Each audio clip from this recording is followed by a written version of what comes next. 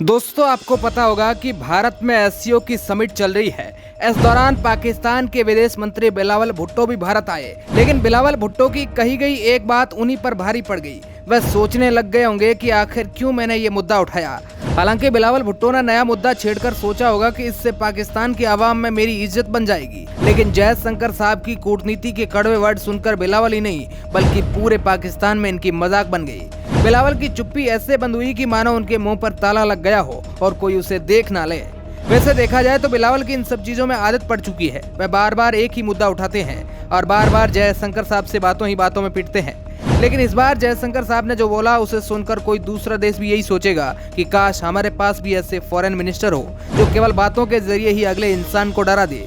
लेकिन जयशंकर साहब की बात बताने से पहले हम आपको ये बताते हैं कि आखिर बिलावल भुट्टो ने ऐसा क्या कहा जिस कारण से उन्हीं को यह सोचना पड़ा कि काश ये वर्ड मैं नहीं बोलता तो ठीक ही रहता। वैसे तो आप समझ ही गए होंगे कि बिलावल भुट्टो ने क्या कहा होगा, क्योंकि ले देकर उनकी बात एक ही जगह पर आकर अटकती है और वो है कश्मीर। उन्होंने कहा कि जब तक भारत 370 को वापस निरस्त नहीं करता तब तक भारत पाकिस्तान के रिलेशन बेहतर नहीं हो सकते। इसकी वजह से दोनों कंट्री के रिलेशन खराब हुए हैं। 2019 से अब तक 4 साल बीत चुके हैं, लेकिन हमारे रिश्तों में कोई भी सुधार नहीं हुआ है। इसके बाद भुट्टो ने G20 को लेकर कहा कि ये मीटिंग कश्मीर के श्रीनगर में क्यों की जा रही है। हालांकि इसका जवाब जयशंकर साहब को देना ही था, लेकिन शब्दों की कल्पना भुट्टो ने तो शायद ही की होगी कि अगर इंडिया में ही इतनी बेइज्जती हो जाएगी तो पाकिस्तान में तो हमारा क्या ही होगा। भुट्टो को यह डर लग रहा होगा कि मेरा भी कहीं वो हाल न हो जाए जो शहबाज शरीफ का हुआ था, क्योंकि एक बार पहले शहबाज शरीफ ने भी भारत से नॉर्मल रिश्ते करने के लिए ठंडा रुख अपनाया था और दुबई में अपना एक बयान देकर आ गए थे, जिसमें उन्होंने केवल इतना ही कहा कि हम कश्मीर को लेकर इंडिया से बात करेंगे।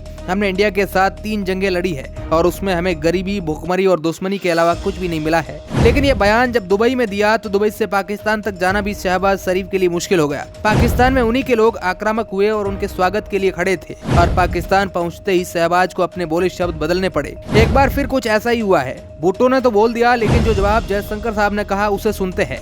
पाकिस्तान एससीओ का मेंबर है, इसलिए उनका स्वागत है, लेकिन आप चाहते हो कि शांति की बात भी करे और आतंकवाद भी करे, ये नहीं चलेगा। जिस देश का इतिहास आतंकवाद का पनाह हो तो उसके लिए ऐसी बातें कहना कोई नई बात नहीं है। जयशंकर साहब ने भुट्टो को नींद से जागने की सलाह दी और प्रेस कॉन्फ्रेंस में अंग्रेजी मुहावरे wake up and smell the coffee का कहा, मतलब कि नींद से जागो और कॉफी को खुशबू लो का जिक्र किया और कहा कि आर्टिकल 370 एक इतिहास था जो लोग इसकी बात कर रहे हैं। और रही बात G20 की, तो इस मीटिंग में आपका कोई लेना देना नहीं है, क्योंकि जो मीटिंग भारत में हो रही है उसके आप मेंबर भी नहीं हो, तो उसके बारे में बोलने का आपका कोई अधिकार नहीं है। कश्मीर भारत का अभिन्न अंग था और रहेगा। बात तो यह करनी चाहिए कि जम्मू कश्मीर पर अवैध कब्जे को आप कब खाली कर रहे हो।